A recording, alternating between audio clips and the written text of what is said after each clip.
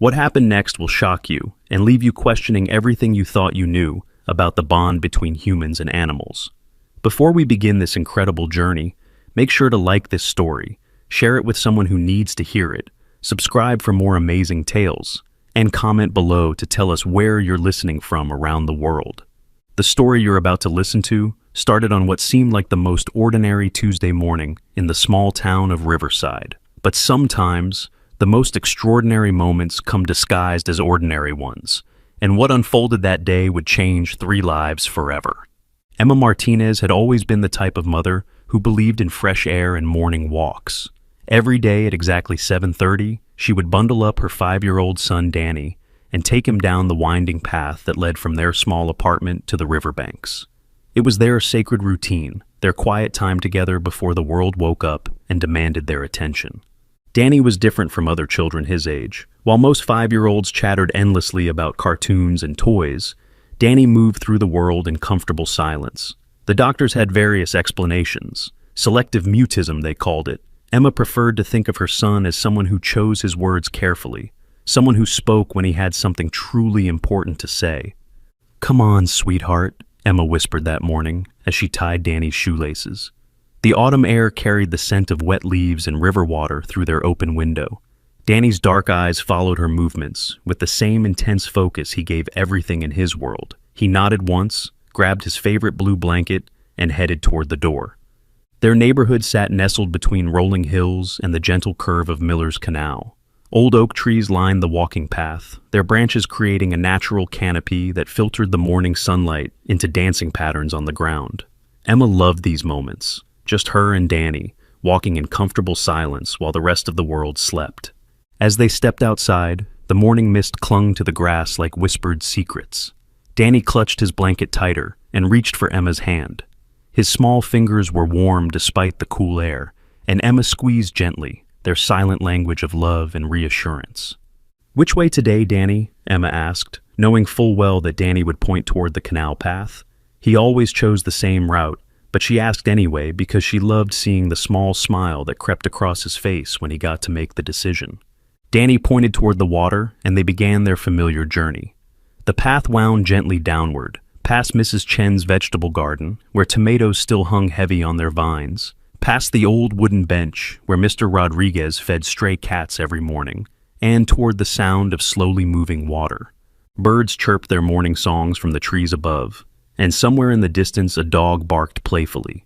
Emma breathed deeply, letting the peaceful atmosphere wash away the stress of single motherhood, of working double shifts at the diner, of worrying constantly about Danny's silence and whether she was doing enough for him. "Look, Danny," she said softly, pointing to a family of ducks gliding across the canal's surface. "They're probably heading home after their own morning adventure."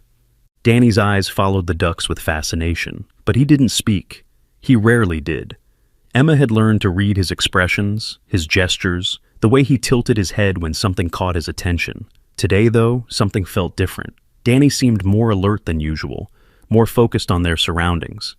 As they walked, Emma noticed that Danny kept looking ahead on the path, as if he was searching for something specific. His grip on her hand tightened slightly, and his pace slowed. Emma followed his gaze but saw nothing unusual, just the familiar bend in the path where the canal curved sharply to the left. "What is it, sweetheart?" Emma asked, but Danny had already let go of her hand and was walking ahead with purpose. This was unusual. Danny never strayed from her side during their walks. He was cautious by nature, preferring the safety of routine and proximity to his mother. Emma quickened her pace to catch up, her heart rate increasing slightly. "Danny, wait for me." But Danny didn't stop. He moved with determination toward the canal's edge, where tall reeds and cattails grew thick along the water's edge. The morning mist was heavier here, creating an almost ethereal quality to the landscape. Emma could hear the gentle lap of water against the muddy banks and the rustle of wind through the marsh grass. Then Danny stopped suddenly, his small body going completely still. He stood at the very edge of the path, staring down toward the water with an intensity that made Emma's breath catch.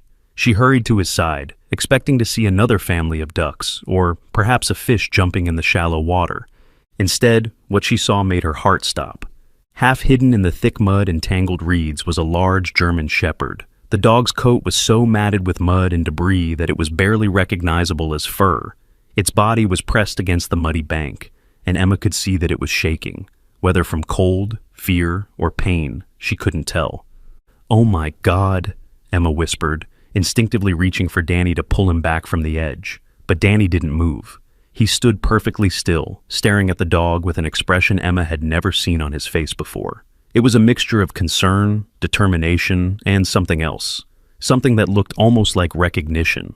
The German Shepherd's eyes were open, and they seemed to be looking directly at Danny.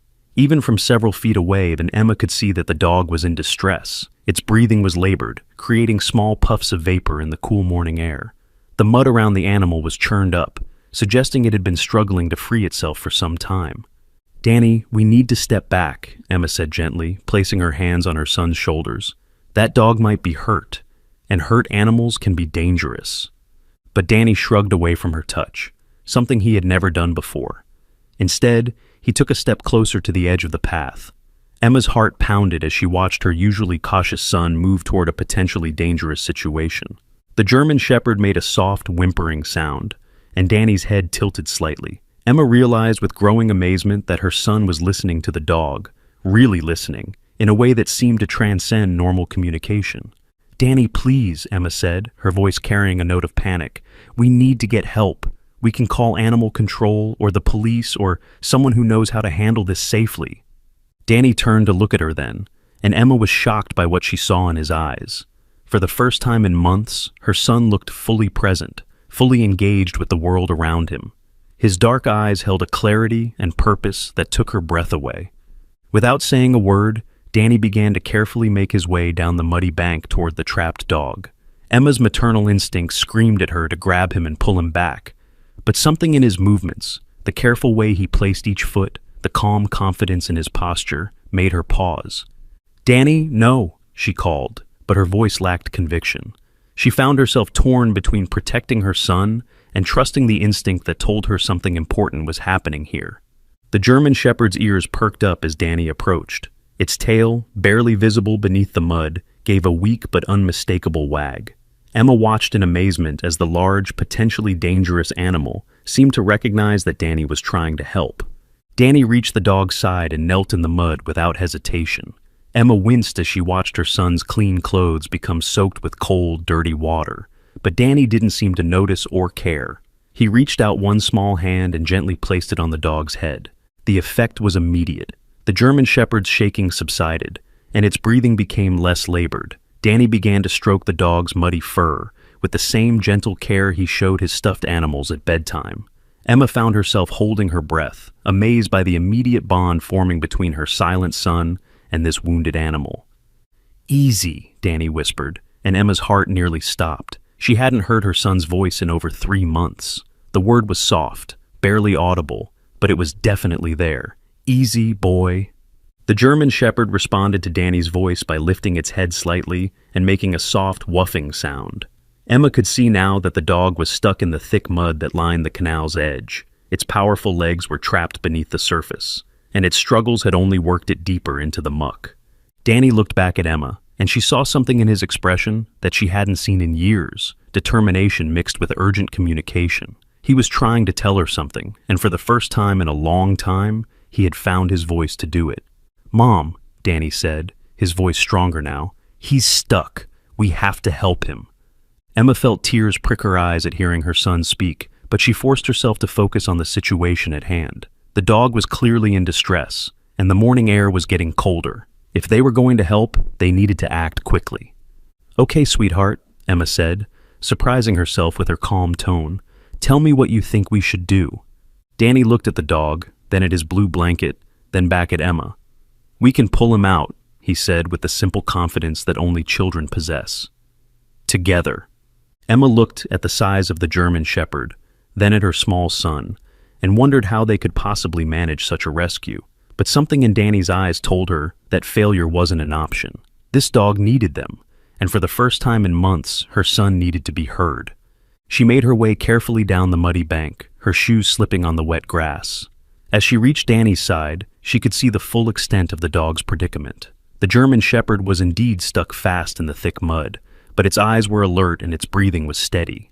It seemed to understand that help had arrived.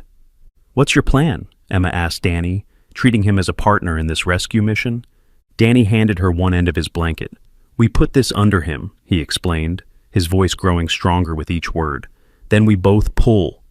Emma nodded, impressed by her son's practical thinking. Together they worked to position the blanket beneath the dog's chest and front legs.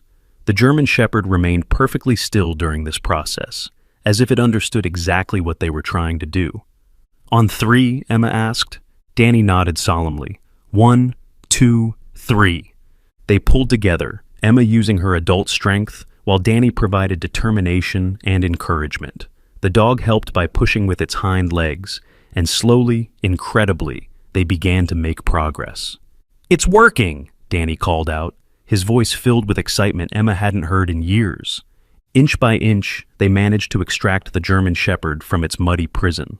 The dog was larger than Emma had realized, easily 70 or 80 pounds, but their combined effort and the dog's cooperation made the rescue possible. When the dog was finally free, it stood on shaky legs and immediately moved toward Danny. Emma tensed, ready to protect her son, but the German Shepherd simply pressed its muddy head against Danny's chest in what could only be described as gratitude. Danny wrapped his arms around the dog's neck, seemingly oblivious to the mud and water soaking through his clothes. "You're okay now," he whispered. "You're safe." Emma watched this exchange with growing wonder. Her son, who had barely spoken in months, was having a full conversation with a dog he had just met. More than that, he was showing an emotional openness that she hadn't seen since his father had left them 2 years ago.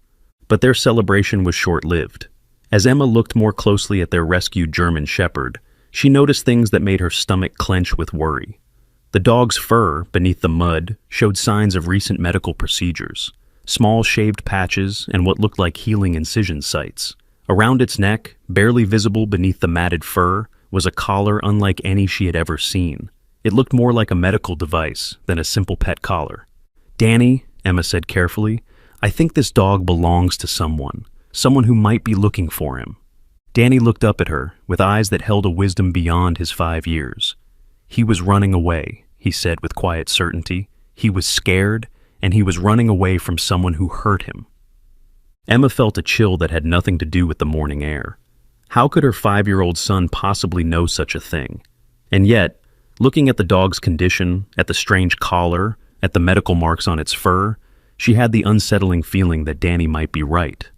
The German Shepherd stayed close to Danny's side, and Emma noticed that it kept looking over its shoulder, as if expecting pursuit. Its ears were constantly alert, swiveling at every small sound from the path above them. "We need to get out of here," Emma said, though she wasn't entirely sure why she felt such urgency. "Let's get this dog somewhere warm and safe, and then we can figure out what to do next." Danny nodded, but he made no move to leave the dog's side. "He comes with us," he said firmly. "He needs us." Emma looked at her son, at the muddy German Shepherd, and at the strange collar around its neck, and knew that their quiet morning walk had just become something much more complicated. She also knew that there was no way she could separate Danny from this dog now, not when her son had finally found his voice again. "Okay," she said, making a decision that felt both right and terrifying. "He comes with us, but we're going to take him to Dr. Sarah first, just to make sure he's not hurt." Danny smiled then, the first real smile Emma had seen from him in months. "Thank you, Mom." As they made their way back up the muddy bank, the German Shepherd staying close to Danny's side, Emma couldn't shake the feeling that they were being watched. She glanced back at the canal path, but saw nothing unusual. Still, the feeling persisted as they walked toward town. 3 unlikely companions bound together by a rescue that felt like something much more significant than chance. The walk back to their apartment building felt longer than usual. Emma kept glancing at the German Shepherd, who moved with a slight limp but stayed protectively close to Danny. Her son chattered quietly to the dog as they walked, and Emma's heart swelled with joy at hearing his voice after so many months of silence. But beneath her happiness, worry gnawed at her stomach. The strange collar around the dog's neck caught the morning light in an unusual way, almost like it contained some kind of technology. "What should we call him?" Danny asked as they reached their apartment complex. Emma paused at the building's entrance. Taking a 70-pound muddy dog into their small apartment seemed like a terrible idea, but one look at Danny's hopeful face made the decision for her. "What do you think his name should be?" Danny studied the dog seriously. Max, he said after a moment. He looks like a Max. The German Shepherd's ears perked up at the name, and his tail gave a weak wag. Emma couldn't help but smile despite her concerns. Max it is then, but first, we're taking him straight to Dr. Sarah's clinic. We need to make sure he's not hurt. Dr. Sarah Mitchell ran the only veterinary clinic in Riverside, a small practice housed in a converted Victorian home on Main Street. Emma had taken their previous cat there years ago, and she remembered Dr. Sarah as a kind woman who genuinely cared about animals. If anyone could help Max and figure out what those strange marks on his fur meant, it would be her. The 15-minute walk to the clinic felt like an hour. Max stayed close to Danny's side, but Emma noticed how the dog's head constantly swiveled, checking every doorway, every parked car, every person they passed. His behavior reminded her of soldiers she'd seen in movies, always alert, always ready for danger. When they reached the clinic, Emma was relieved to see Dr. Sarah's car in the parking lot. The open sign glowed welcomingly in the front window, and Emma could hear the familiar sound of dogs barking from the kennels in the back. "Come on, Max," Danny said softly, leading the way to the front door. The bell chimed as they entered, and Dr. Sarah looked up from her desk with surprise. She was a woman in her early 50s, with graying hair pulled back in a practical ponytail and kind blue eyes behind wire-rimmed glasses. "Emma, Danny," she said warmly. Then her expression shifted to concern as she took in their muddy appearance and their unexpected canine companion. "What happened to you three?" "We found him stuck in the mud by the canal," Emma explained. "He was trapped, and we managed to pull him out, but I'm worried he might be hurt." Dr. Sarah came around the counter and knelt down to Max's level. Emma watched nervously as the dog allowed the veterinarian to examine him, though she noticed his muscles remained tense, ready to bolt at any sign of threat. "Hello there, beautiful boy," Dr. Sarah said softly, running experienced hands over Max's muddy coat. "Let's get you cleaned up and see what's going on." As Dr. Sarah gently examined Max, Emma saw her pause at the strange collar around his neck. The veterinarian's expression shifted from professional concern to something that looked almost like alarm. "Emma," Dr. Sarah said carefully, "can you tell me exactly where you found this dog?" "By Miller's Canal, about half a mile from the hiking trail," Emma replied. "Why? Is something wrong?" Dr. Sarah's fingers traced the edge of Max's collar, and Emma could see her frowning. "This isn't a regular dog collar," she said quietly. "This looks like some kind of monitoring device." Emma felt her blood run cold. "Monitoring device? What do you mean?" Before Dr. Sarah could answer, Danny spoke up from where he was sitting next to Max. "The bad people were hurting him," he said with the matter-of-fact certainty that only children possess. "That's why he ran away." Both women stared at Danny in surprise. Emma felt a chill run down her spine. How could her 5-year-old son possibly know such a thing? "Danny," Emma said gently, "what makes you think that?" Danny looked at Max, then back at his mother. "He told me," he said simply. "Not with words, but I could feel it. Someone was doing bad things to him, and he was scared." Dr. Sarah and Emma exchanged glances over Danny's head. Emma wanted to dismiss her son's words as childhood imagination, but the evidence of her own eyes was hard to ignore. The medical marks on Max's fur, the sophisticated collar, the dog's nervous behavior, it all painted a picture she didn't want to believe. "Let's get him into the examination room," Dr. Sarah said. "I want to take a closer look at these marks." The examination room smelled of antiseptic and contained the usual veterinary equipment, an examination table, cabinets full of medical supplies, and posters showing the anatomy of various animals. Max allowed Dr. Sarah to lift him onto the table, but Emma noticed he never took his eyes off the door. "My God," Emma whispered. "What did they do to him?" Dr. Sarah's expression was grim as she continued her examination. "These look like injection sites," she said, pointing to several small marks on Max's neck. "And these scars suggest surgical procedures, multiple ones." Danny reached out and gently stroked Max's head. "It's okay now," he whispered to the dog. "We won't let them hurt you anymore." Max's tail wagged weakly, and he pressed his head against Danny's small hand. Emma felt tears prick her eyes at the bond between her son and this wounded animal. "Dr. Sarah," Emma said, "I need to ask you something, and I need you to be completely honest with me. Do you think this dog was being used for experiments?" Dr. Sarah was quiet for a long moment, her hands still working to clean Max's wounds. "I've seen animals that have been through laboratory testing before, she said finally. Usually when they're retired from research programs, but this... She gestured to the collar and the multiple surgical sites. This looks more intensive than anything I've encountered. Emma felt sick. The idea that someone had been systematically hurting this gentle animal made her angry in a way she hadn't felt in years. But more than that, she was terrified. If Max had escaped from some kind of research facility, wouldn't they be looking for him? As if reading her thoughts, Dr. Sarah said, "Emma, we need to talk about what to do next. If this dog belongs to a research facility, they're going to want him back." "No," Danny said firmly, surprising both women with the strength in his voice. "He's not going back. He chose us. We're his family now." Emma looked at her son, who had barely spoken in months until this morning, now defending a dog he'd known for less than 2 hours. The transformation in Danny was remarkable, but it also complicated everything. "Sweetheart," Emma said gently, "it might not be that simple. If Max belongs to someone else..." "He doesn't belong to them," Danny interrupted, his voice growing stronger. "They were hurting him. You don't hurt things that belong to you. You take care of them." Dr. Sarah paused in her examination and looked at Danny with new respect. "You know what, young man? You're absolutely right about that." As Dr. Sarah continued cleaning and examining Max, she began to find more disturbing evidence. Hidden beneath the mud and matted fur were what appeared to be burn marks, likely from electrical stimulation. There were also signs of malnutrition, despite Max's large frame, suggesting he hadn't been properly fed in some time. "This is abuse," Dr. Sarah said quietly, her professional demeanor cracking to show genuine anger. "Pure and simple animal abuse. I don't care what kind of research they were conducting.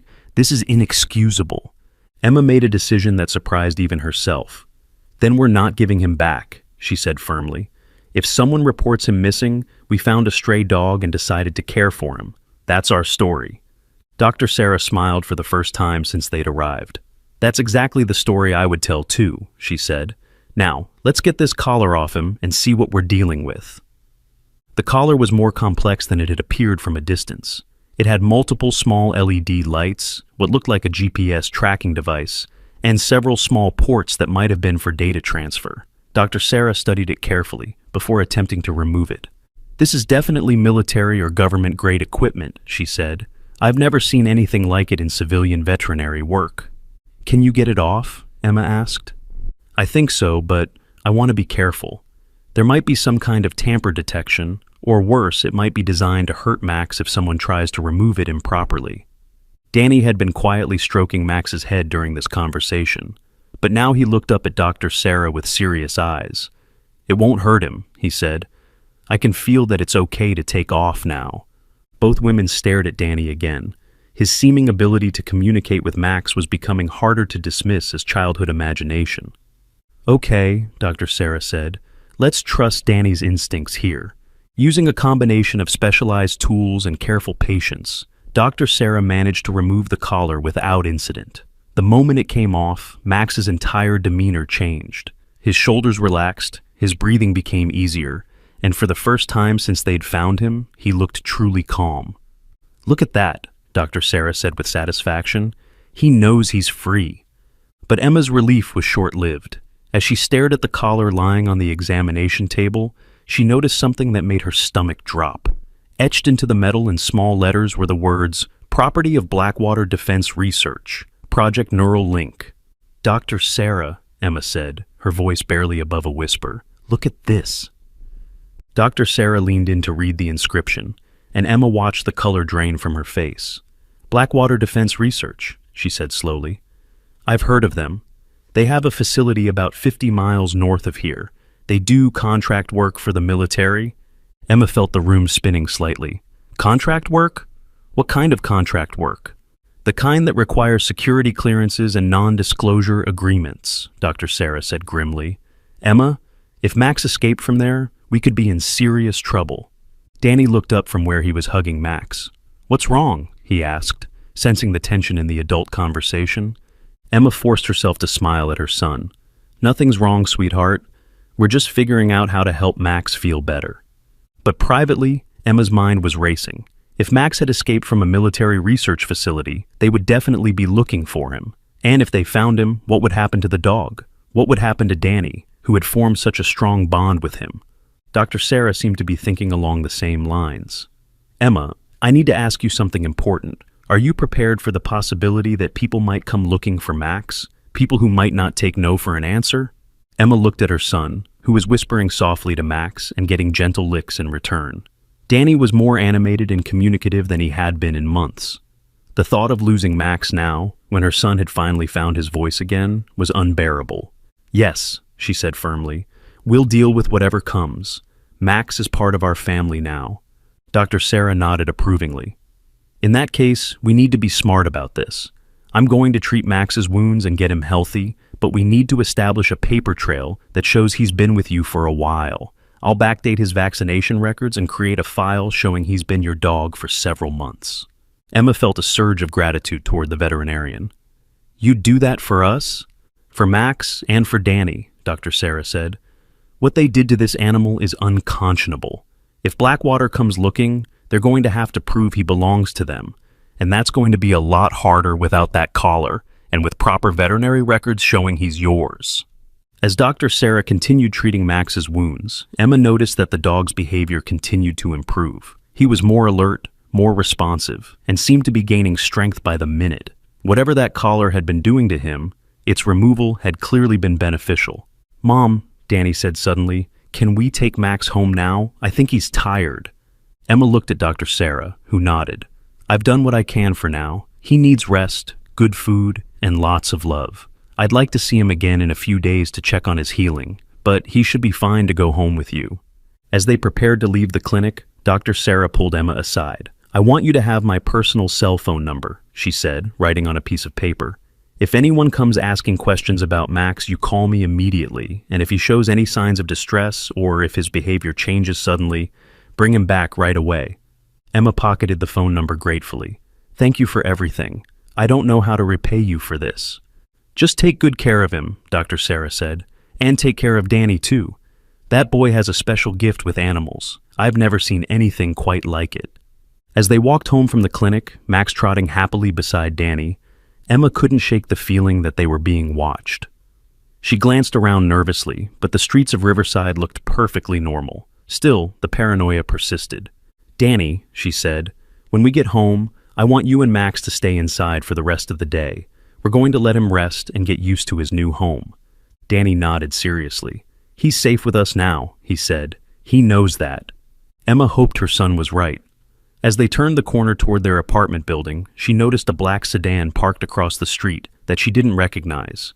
It might have been nothing, but Emma's instincts told her to be careful. Come on, she said, hurrying Danny and Max toward their building. Let's get inside. What Emma didn't know was that someone had already been watching them, and their peaceful morning rescue had set in motion events that would change all their lives forever. Have you ever rescued an animal and felt like they were meant to find you? Tell us about your experience in the comments below.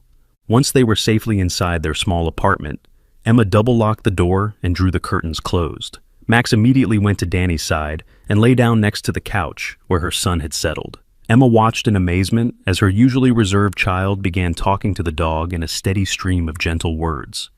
You're going to like it here, Max, Danny said, stroking the dog's now clean fur. My mom makes really good pancakes on Saturdays, and we have a park right across the street where you can run and play. And see that window? That's where the morning sun comes in, and it's really warm. Emma felt tears in her eyes as she listened to her son's voice. In the space of one morning, Danny had transformed from a silent, withdrawn child to someone who was actively engaging with the world around him. The change was so dramatic it almost seemed impossible. I'm going to make us some lunch, Emma said. Max probably hasn't had a good meal in a long time. As she moved around their small kitchen, Emma kept glancing out the window. The black sedan was still parked across the street, and she was becoming increasingly certain it wasn't just her imagination. Someone was watching them. She pulled out her phone and considered calling the police, but what would she say? That she suspected someone was watching her because she'd rescued a dog? They'd think she was paranoid. Besides, she had no proof that Max was actually stolen property. For all she knew, he really had been abandoned or lost. But deep down, Emma knew better. The sophisticated collar, the medical procedures, the military connection, none of it pointed to an abandoned pet. Max had escaped from something, and now someone wanted him back. Mom? Danny's voice interrupted her worried thoughts. Max keeps looking at the door. I think he's scared someone's going to come. Emma looked at the dog, who was indeed staring intently at their front door. His ears were perked forward, and his body was tense with alertness. Even in the safety of their apartment, Max couldn't fully relax. It's okay, Max, Emma said softly. You're safe here. But as she spoke the words, Emma wondered if they were true. If Blackwater Defense Research really was looking for Max, how long would it take them to track him down? And what would they do when they found him? The afternoon passed quietly, with Danny reading to Max from his favorite storybooks, while Emma tried to focus on household tasks. But her attention kept drifting to the window, where the black sedan remained parked across the street. By evening, Emma was certain they were being watched. Danny, she said as she prepared dinner, I want you to stay close to the apartment for the next few days. No playing outside unless I'm with you. Danny looked up from where he was lying on the floor next to Max. Are the bad people coming? He asked with the directness that only children possess. Emma's heart clenched. She wanted to lie, to tell him everything was fine, but something in Danny's eyes told her he already knew the truth. I don't know, she said honestly, but I want to make sure you and Max are safe. Danny nodded solemnly and wrapped his arms around Max's neck. We'll protect each other, he said. Right, Max? Max's tail wagged, and he licked Danny's face gently. Emma marveled again at the bond between them. It was as if they had known each other for years instead of hours. That night, Emma lay awake listening to every sound outside their apartment. Max had taken up residence on the floor next to Danny's bed, and Emma could hear the dog's steady breathing through the thin walls. At least someone in their household was getting some rest. Around midnight, Emma heard a car door slam outside. She crept to the window and peered through a crack in the curtains. The black sedan was gone, but now there was a white van parked in its place. Emma's blood ran cold as she watched two men in dark clothing get out of the van and begin walking toward her building. Emma's heart pounded as she watched the men approach. They moved with military precision, and even in the dim streetlight, she could see they were both large and intimidating. One of them spoke into what looked like a radio or cell phone. Moving quickly but quietly, Emma went to Danny's room. Max was instantly alert, his head raising as she entered. The dog seemed to sense the danger before she even spoke. Danny, she whispered, gently shaking her son awake. We need to go, right now. Danny sat up immediately, fully awake in the way that children can be when they sense urgency. The bad people? He asked. Yes, Emma said, pulling clothes from his dresser. Get dressed quickly. As Danny hurried to put on his clothes, Emma grabbed their emergency bag, something she'd prepared after her divorce, when she'd lived in fear of her ex-husband finding them. The bag contained cash, important documents, and basic supplies. She'd never imagined she'd need it for a situation like this. Max was already by the door, his body tense and ready to move. Emma marveled at the dog's instincts. He clearly understood they were in danger. Where are we going? Danny asked, as he pulled on his shoes. Somewhere safe, Emma said, though she wasn't entirely sure where that might be. Do you trust me? Danny nodded without hesitation. Always. Emma felt a surge of love for her son, mixed with fierce determination to protect him. Whatever was happening, whoever was after Max, she wouldn't let them hurt her family. They slipped out of the apartment through the back door, which led to a narrow alley behind their building.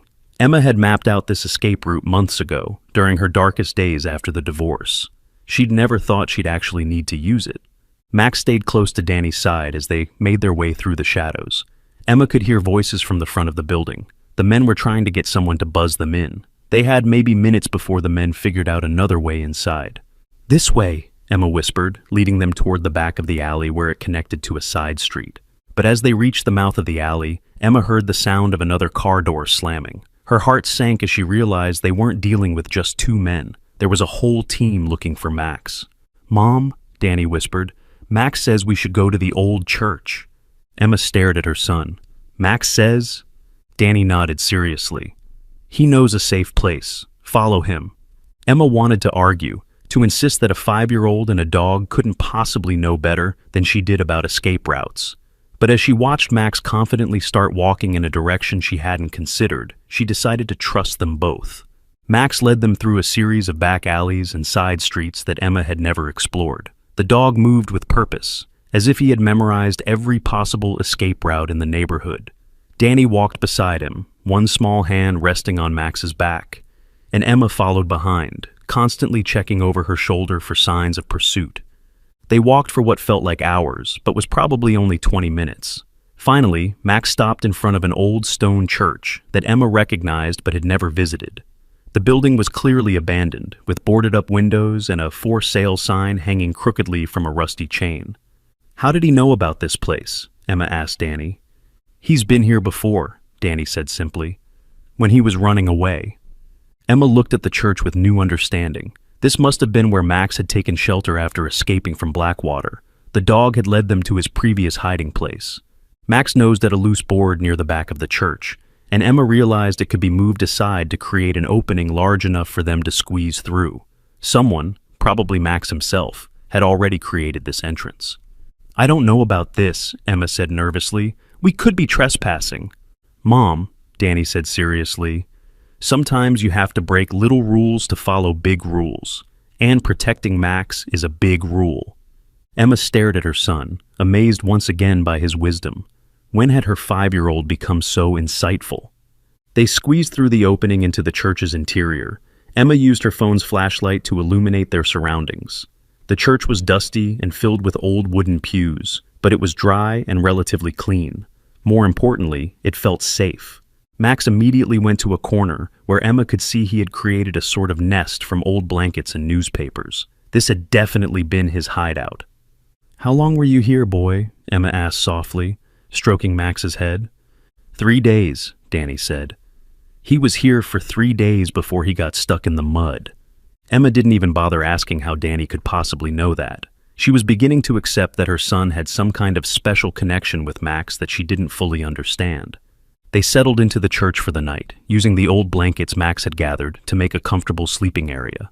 Emma kept her phone on silent, but checked it periodically for any signs that they were being tracked. So far, nothing.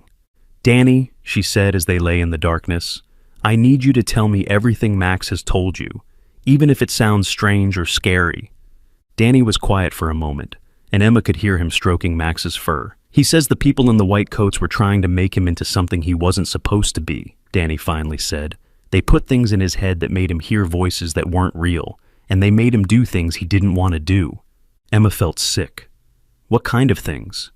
"Mean things," Danny said simply. "Things that hurt other animals. But Max didn't want to hurt anyone, so he fought against the voices until they got weaker and weaker. And then one day, he was strong enough to run away." Emma closed her eyes, trying to process what Danny was telling her. If it was true, then Max had been subjected to some kind of mind control experiment. The neural link project that had been mentioned on his collar. It must have been an attempt to control his behavior electronically. "The voices are gone now," Danny continued. "Ever since Dr. Sarah took off the collar, Max says his head feels quiet for the first time in a long time." "We're going to keep you safe," she whispered to Max. "I promise." But even as she made the promise, Emma wondered how she could possibly keep it. Blackwater Defense Research clearly had resources she couldn't match. If they really wanted Max back, what could one single mother and her 5-year-old son do to stop them? The next morning, Emma woke to find Danny sitting by one of the boarded-up windows, peering through a small gap in the wood. Max was beside him, equally alert. "What are you looking at?" Emma asked softly. "They're still looking," Danny said.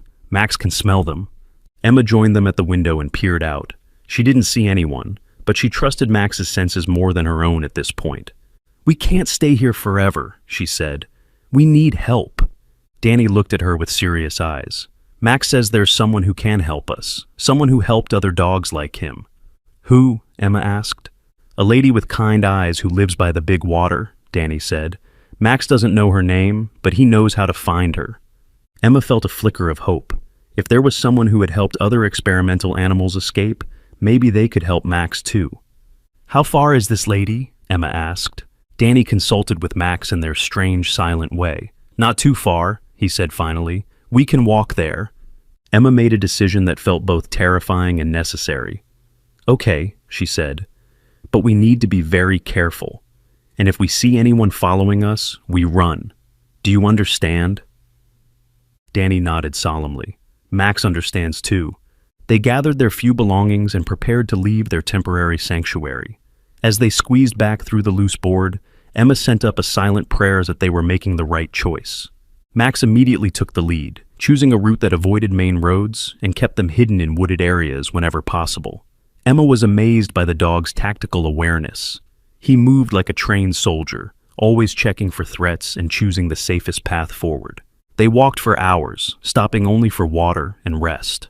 Danny never complained, even though Emma could see he was getting tired. Max seemed to draw energy from having a purpose, and his limp was barely noticeable as he led them toward their destination. Finally, as the sun was beginning to set, Max stopped at the edge of a small lake. Emma could see a modest cabin on the opposite shore, smoke rising from its chimney. "That's where the kind lady lives," Danny said, pointing to the cabin. Emma studied the building. It looked peaceful enough, but she'd learned to be cautious. "How do we know we can trust her?" Danny looked at Max, then back at Emma. "Max says she saved his friend Rex, and she helped Luna and Bear too. She saves dogs like Max." Emma felt another surge of hope. If this woman really was helping experimental animals escape, she might be their only chance. "Okay," Emma said, "let's go meet this kind lady." As they walked around the lake toward the cabin, Emma noticed something that made her smile for the first time in days. Danny was holding Max's leash with one hand and chattering away to the dog about everything they saw: birds, trees, the way the water reflected the sunset. Her son was more alive and engaged than she'd seen him in years. Whatever happened next, Emma realized, rescuing Max had already given them something precious. It had given Danny his voice back, and it had given them both a sense of purpose they had been missing. But as they approached the cabin, Emma couldn't shake the feeling that their real challenges were just beginning. What would you do if you discovered your rescued pet had been used in secret experiments? Share your thoughts in the comments. As they approached the cabin, Emma noticed several things that made her feel both hopeful and nervous. The property was surrounded by a tall fence, but it didn't look threatening, more like the kind of barrier designed to keep animals safe rather than people out. She could hear the sound of dogs barking in the distance, but they were happy barks, not distressed ones. Max's tail began wagging as they got closer, and Emma saw his whole body language change. For the first time since they'd found him, he looked genuinely excited rather than just alert. "She's here," Danny said confidently. "Max can smell her, and he's happy." Emma knocked on the cabin door, her heart pounding with nervousness. After a moment, she heard footsteps approaching, and the door opened to reveal a woman in her 60s with silver hair pulled back in a ponytail and the kindest eyes Emma had ever seen. "Well, hello there," the woman said, her voice warm and welcoming. Her gaze moved from Emma to Danny to Max, and Emma saw recognition flash in her eyes when she looked at the dog. "You must be Max." Max's tail wagged furiously, and he pressed against the woman's legs like he was greeting an old friend. "I'm Rachel Morrison," the woman said, extending her hand to Emma, "and I've been expecting you." Emma felt a chill of surprise. "Expecting us?" Rachel smiled and gestured for them to come inside. Word travels fast in certain circles when a Blackwater test subject goes missing, especially one who's been missing for several days. The interior of Rachel's cabin was warm and cozy, with comfortable furniture and photographs of various dogs covering every surface. Emma could see that this was clearly a woman who devoted her life to animals. "Please, sit down," Rachel said, indicating a large couch. "You all look exhausted." As they settled onto the couch, with Max immediately lying down at Danny's feet, Rachel brought them tea and homemade cookies. Emma hadn't realized how hungry she was until she smelled the food. "How did you know we were coming?" Emma asked. Rachel sat across from them in a well-worn armchair. "I've been helping animals escape from research facilities for over 20 years, she said simply. "When I heard that a German shepherd had gone missing from Blackwater's Neural Link program, and then when I got word that someone had found him and taken him to a veterinarian, I put two and two together." Emma felt a mixture of relief and fear. "So, you know what they did to him?" Rachel's expression grew dark. "I know more than I wish I did. Max was part of Project Neural Link, which was designed to create remotely controlled military dogs. They implanted devices in his brain that were supposed to allow handlers to control his actions from a distance." Danny looked up from where he was stroking Max's head. "But it didn't work right," he said. "Max was too strong." Rachel looked at Danny with surprise and new respect. "That's exactly right, young man. Max was one of several dogs who proved resistant to the neural control. Instead of accepting defeat, though, Blackwater kept escalating their experiments. Emma felt sick thinking about what Max had endured. How many dogs were in this program? Dozens, Rachel said sadly. I've helped 7 of them escape over the past 2 years. Max makes 8. Where are the others now? Emma asked. Rachel's face lit up with pride. Living happy lives with families who understand their special needs. Dogs who've been through what Max has experienced require extra patience and care, but they can learn to trust again. Danny spoke up again, his voice clear and confident. Max trusts us already. We're his family now. Rachel smiled at Danny. I can see that, and I can see that Max has had a profound effect on you, too. Emma nodded, tears coming to her eyes. Danny hadn't spoken in months before we found Max. Now, he talks all the time. Animals have a way of healing us just as much as we heal them, Rachel said gently. Now, we need to talk about keeping you all safe. Blackwater doesn't give up easily when they lose a test subject. As if summoned by her words, the sound of vehicles approaching came from outside. Rachel's expression immediately became serious, and Max was on his feet instantly, his body tense with alertness. That was faster than I expected, Rachel said grimly. Everyone stay calm and let me handle this. Emma's heart pounded as she heard car doors slamming outside. Through the window, she could see at least 3 black SUVs parked in Rachel's driveway.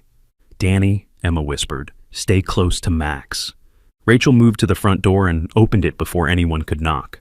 Emma could see 3 men in dark suits standing on the porch, and she recognized the type immediately.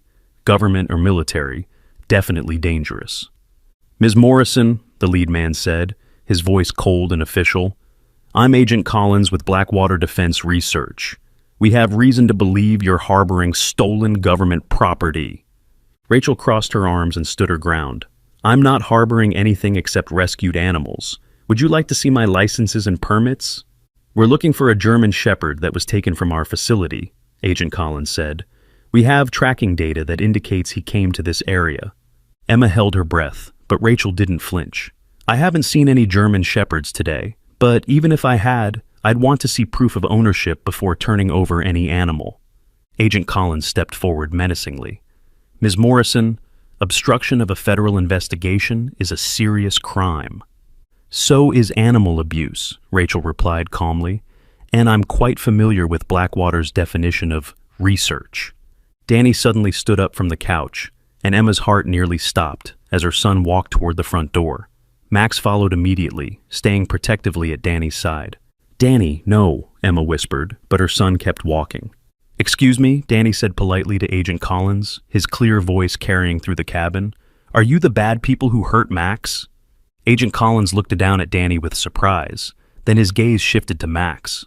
Emma saw recognition flash in the agent's eyes. There's our property, Agent Collins said, reaching for something in his jacket. But before he could complete the motion, Max stepped in front of Danny and let out a low, warning growl. The sound was unlike anything Emma had heard from the gentle dog. It was the growl of an animal who had been pushed too far and wasn't going to back down. That's not property, Danny said firmly, his small hand resting on Max's head. That's my friend, and friends don't belong to bad people. Emma was amazed by her son's courage, but terrified of what might happen next. She started to move toward Danny, but Rachel held up a hand to stop her. Agent Collins, Rachel said, her voice now carrying an edge of steel, I think you should know that I have been documenting Blackwater's illegal animal experiments for several years now. I'd be happy to share that documentation with the media if anything unfortunate were to happen here. Agent Collins's expression darkened. You don't know what you're dealing with, Ms. Morrison. I know exactly what I'm dealing with, Rachel replied. I'm dealing with people who torture animals in the name of science and then call it patriotism. The tension in the room was thick enough to cut, but Emma noticed that Max had positioned himself perfectly to protect both Danny and the adults if necessary. The dog's military training was evident in his stance and alertness. The dog stays with us, Agent Collins said finally, but we're willing to overlook the interference if you cooperate now. Danny looked up at Agent Collins with the fearless honesty that only children possess. Max doesn't want to go with you, he said. He told me what you did to him, and he's never going back.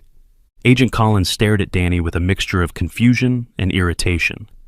Kid, dogs can't talk. Max can, Danny said simply. You just have to know how to listen. Emma saw something flicker in Agent Collins's eyes. Uncertainty. maybe even fear. If Danny really could communicate with Max in some unusual way, what else might the boy know about Blackwater's experiments? Rachel seemed to sense the shift in the agent's demeanor. "Agent Collins," she said, "I think you should also know that this conversation is being recorded and live-streamed to several animal rights organizations. If anything happens to this family or this dog, it will be very public very quickly." Emma looked around and realized that Rachel had small cameras positioned throughout the cabin. This woman had clearly been preparing for this moment for a long time. Agent Collins spoke quietly into a radio, then listened to a response Emma couldn't hear. After a moment, he looked back at Rachel with frustration. "This isn't over," he said. "Yes, it is," Danny said firmly. "Max doesn't belong to you anymore. He belongs with us." Agent Collins stared at Danny for a long moment, and Emma could see the man struggling with something. Finally, he turned and walked back toward the SUVs with his companions. Emma waited until she heard the vehicles driving away before she allowed herself to breathe normally again. "Is it really over?" she asked Rachel. Rachel shook her head. "Not yet, but we've bought ourselves some time. Collins will have to report back to his superiors, and they'll have to decide whether pursuing Max is worth the potential publicity nightmare." Danny sat back down on the couch and hugged Max tightly. "They're scared of us now," he said with satisfaction. Emma looked at her son with amazement.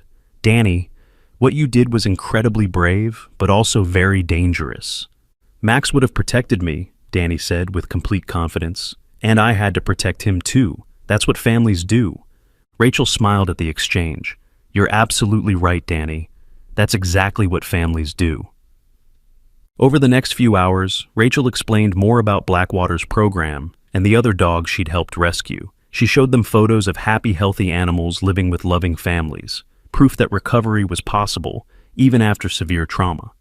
"The neural implants can be removed surgically," Rachel explained, "but it's a delicate procedure. I know a veterinary surgeon who's performed the operation on 3 of the other dogs." Emma felt a surge of hope.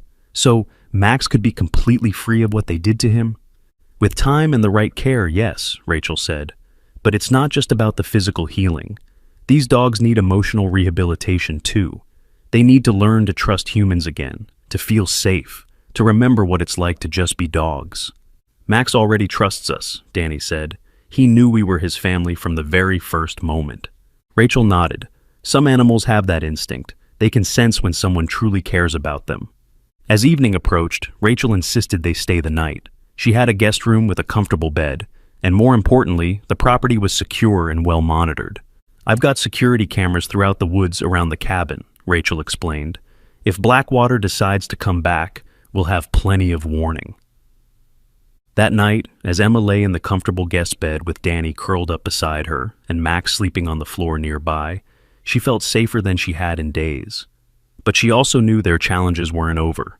"Mom?" Danny's voice was soft in the darkness. "Yes, sweetheart?" "Max says the other dogs Rachel helped are all happy now. He can feel it somehow, like they're all connected." Emma thought about this. Connected how? "Like a family," Danny said. "Even though they're far apart, they know about each other. And now Max is part of that family, and so are we." Emma felt tears in her eyes. The idea that Max was part of some larger network of rescued animals, all supporting each other in ways she couldn't fully understand, was both beautiful and mysterious.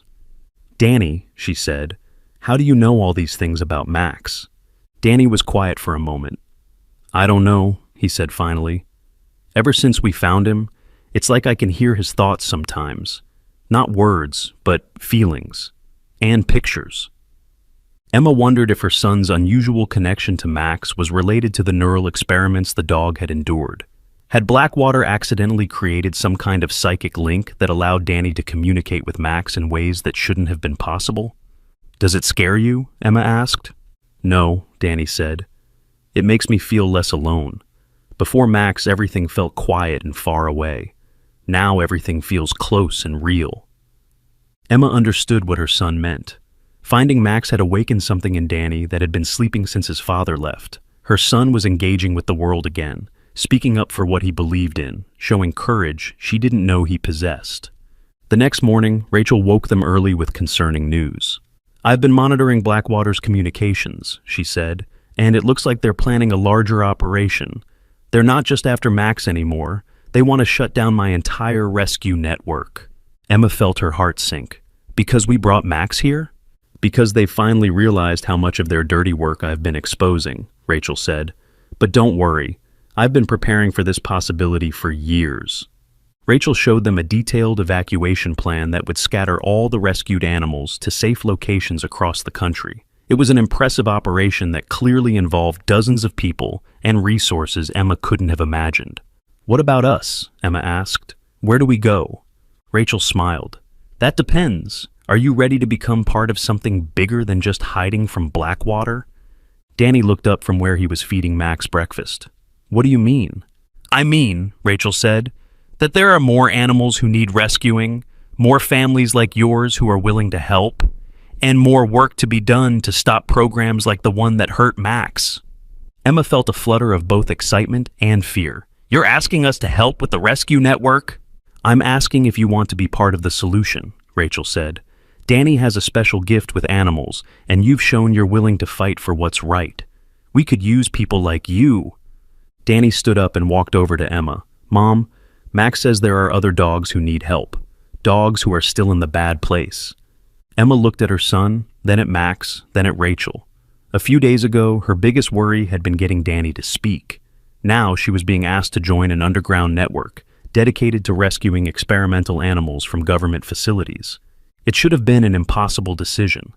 But as she watched Danny confidently stroking Max's head, as she saw the trust and love in the dog's eyes, as she thought about all the other animals still suffering in places like Blackwater, Emma realized the decision had already been made.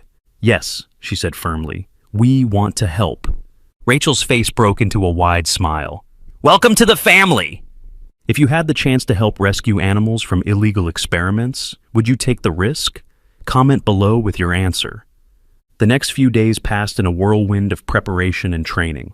Rachel's cabin became a command center for what she called Operation Freedom, a coordinated effort to relocate all the rescued animals before Blackwater could track them down. Emma was amazed by the scope of the network Rachel had built. Veterinarians, safe house operators, transport coordinators, and legal advocates all working together to protect animals like Max. Danny threw himself into the work with enthusiasm that surprised Emma. Her formerly quiet son seemed to have an instinctive understanding of what each rescued animal needed. He could tell which dogs were ready to be moved to permanent homes and which ones needed more rehabilitation time.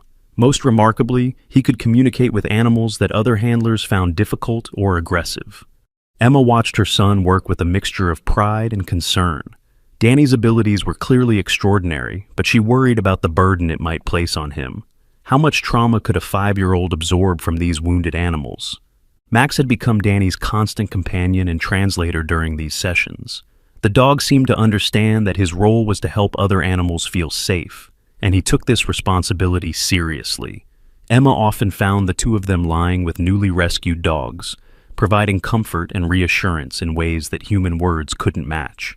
On their 4th day at Rachel's cabin, everything changed. Emma woke to the sound of Max growling low and urgent beside Danny's bed. The dog was staring at the window, his body tense with alertness. Outside, Emma could see the first hints of dawn breaking through the trees. "What is it, Max?" Danny whispered, instantly awake.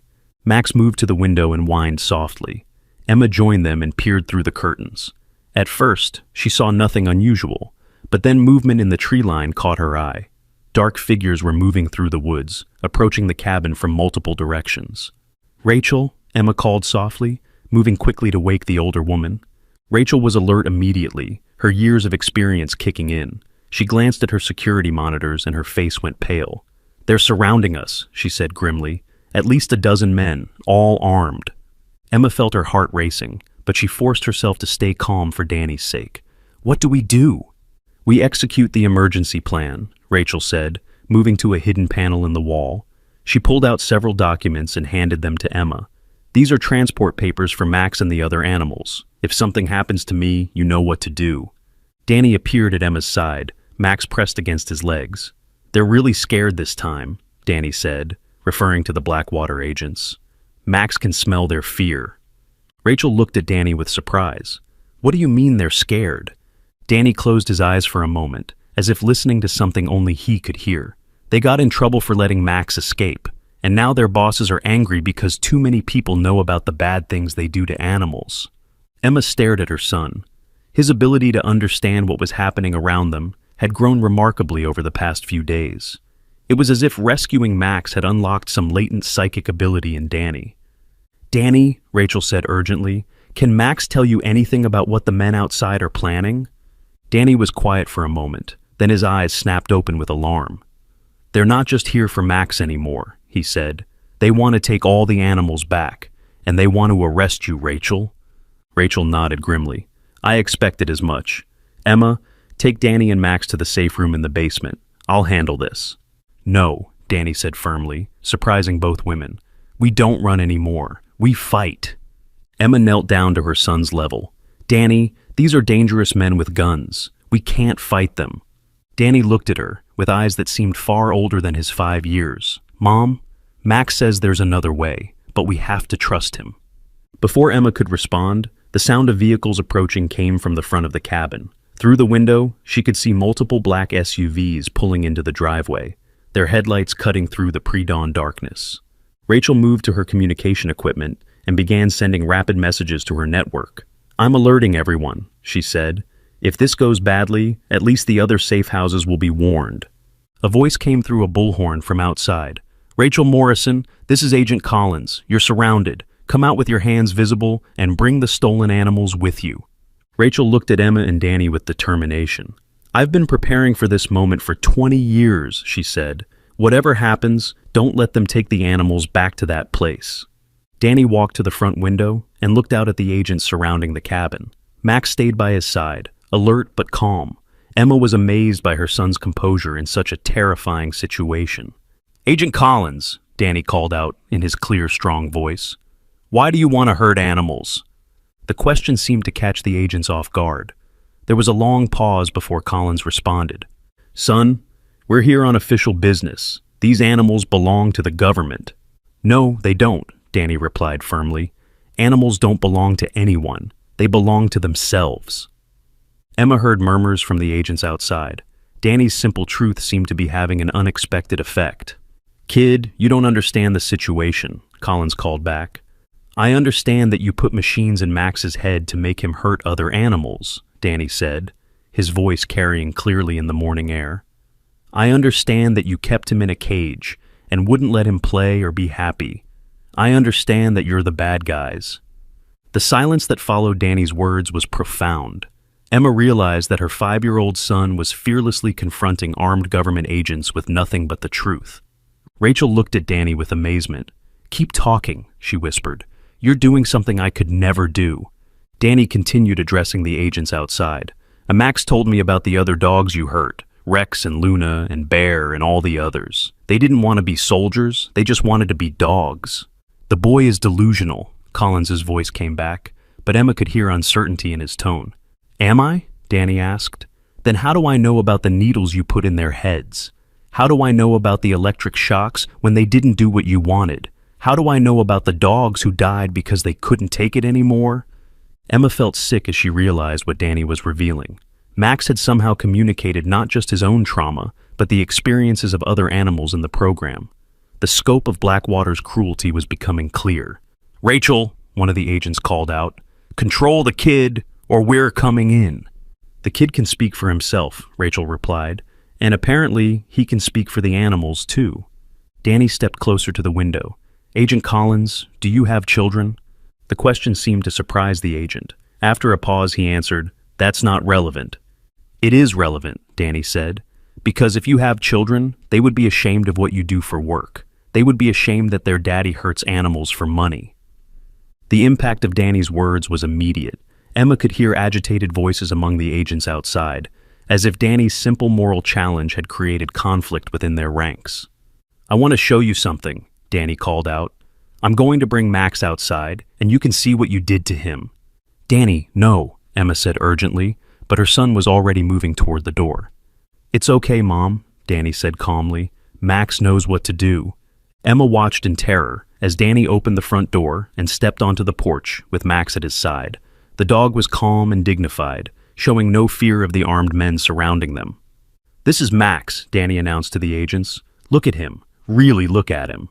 In the growing morning light, the evidence of Max's trauma was clearly visible. The scars from surgical procedures, the patches where fur had been shaved for medical devices, the way he held his head as if still expecting pain.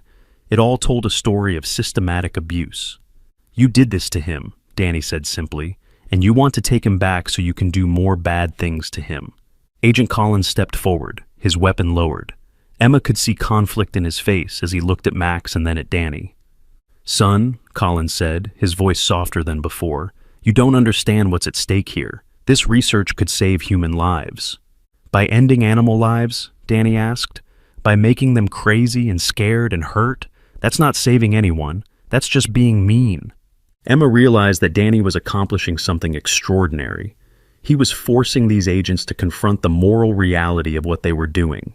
His childlike honesty was cutting through their professional justifications and making them see the truth.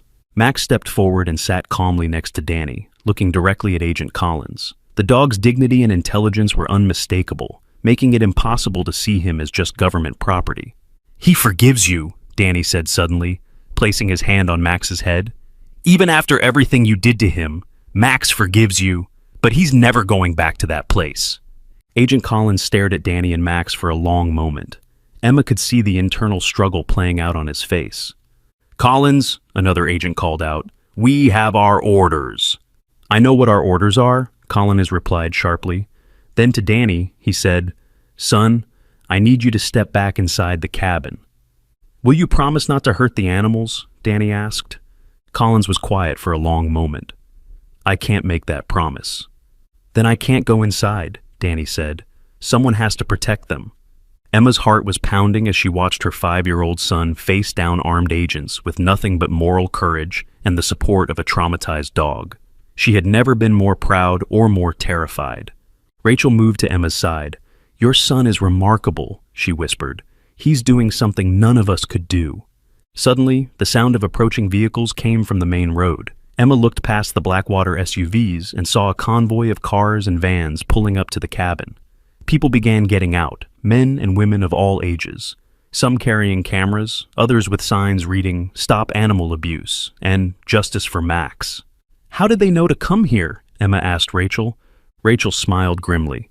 "Remember when I said this conversation was being live-streamed? Danny's speech has been broadcast to animal rights groups across the country. They've been mobilizing all night." The crowd grew quickly as more vehicles arrived. Emma could see news vans pulling up, reporters setting up cameras, and protesters forming a protective circle around the cabin. Danny's simple truth-telling had sparked something much larger than any of them had anticipated. Agent Collins spoke into his radio, clearly receiving new instructions. The arrival of media and protesters had completely changed the situation. Whatever Blackwater had planned was no longer possible with so many witnesses present. "Agent Collins," a reporter called out, "is it true that Blackwater has been conducting illegal experiments on animals?" Collins ignored the question, but Emma could see the panic in his eyes. The story was getting out, and there was no way to contain it now. Danny remained on the porch with Max, calmly watching the chaos unfold around them. When a reporter approached with a camera, Danny spoke clearly and confidently. "My name is Danny, and this is my friend Max," he said. "Some bad people hurt Max and other animals, but we won't let them do it anymore. Animals deserve to be happy and safe, just like children do." The reporter's eyes widened as she realized she was witnessing something extraordinary. A 5-year-old boy who had somehow become the voice for abused animals everywhere. Agent Collins gathered his men and began moving toward their vehicles. The mission was over. There was no way to take Max or arrest Rachel with so many witnesses and media present. "This isn't finished," Collins called out to Rachel as he reached his SUV. "Yes, it is," Danny replied calmly. "You can't hurt the animals anymore, because now everyone knows what you do." As the Blackwater vehicles drove away, Emma felt a mixture of relief and amazement. Her son had faced down government agents and won. More than that, he had sparked a movement that would protect animals like Max from future abuse. The protesters and media stayed for hours, documenting the rescue operation and interviewing Rachel about her work. Danny became the unexpected spokesperson for the cause, his simple honesty resonating with everyone who heard him speak. "How did you know Max needed help?" one reporter asked. He told me, Danny said simply. Animals talk to us all the time. We just have to listen. That evening, as the crowds finally dispersed and quiet returned to the cabin, Emma sat with Danny and Max on the porch watching the sunset. The day had changed everything, not just for them, but for the broader fight against animal abuse. Danny, Emma said softly, do you understand what happened today? Danny nodded seriously. We saved Max, and now Max is helping us save other animals too. Emma smiled at her son's wisdom. Are you ready for what comes next? What comes next? Danny asked. Rachel joined them on the porch, her face tired but happy. What comes next is that we build something better. A place where animals like Max can heal and be happy. A place where children like Danny can help other children understand that animals are our friends, not our property. Danny looked at Max, who was lying peacefully at his feet. Max likes that idea, he said. He says it's time for all the hurt animals to come home. As the stars came out overhead, Emma realized that their rescue of one muddy dog by a canal had led to something beautiful and important.